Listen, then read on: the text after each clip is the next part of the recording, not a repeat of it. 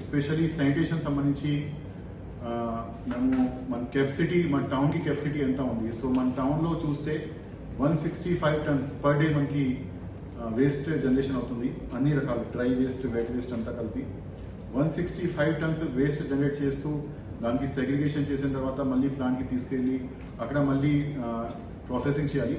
So దీనికోసం రాష్ట్ర స్థాయిలో కూడా, అంటే కేంద్ర ప్రభుత్వం నుంచి వచ్చిన తర్వాత రాష్ట్ర స్థాయిలో కూడా oil marketing companies, government oil marketing companies, దాంట్లో HPCL, BPCL, IOCL వాళ్ళతో డిస్కషన్ స్టార్ట్ అయింది. సో మాకి RMCకి అలవాట్ చేసిన company BPCL, Bharat petroleum. So Bharat పెట్రోలియంతో కలిపి ఒక కొత్త waste processing plant, waste to energy plant కూడా డిజైన్ చేయడం జరుగుతుంది. సో ఆల్రెడీ వాళ్ళు వచ్చారు. టెరిటరీ మేనేజర్ విశాఖపట్నం నుంచి ఇక్కడ విజిట్ చేయడం జరిగింది లాస్ట్ వీక్. వాళ్ళకి సైట్ కూడా చూపించాము. So by and large they are clear with the site. వాళ్ళకి టెక్నికల్ టీమ్స్ కూడా ఇప్పుడు ఈ వీక్లో వస్తాయి. తర్వాత వాళ్ళు ఎక్స్ప్లోరేషన్ స్టడీ కూడా స్టార్ట్ చేస్తారు. సో దీనికి కూడా ఒక 165 టన్స్ పర్ డే కెపాసిటీ బట్టి they will collect entire of the waste, city waste, and they will convert into the energy.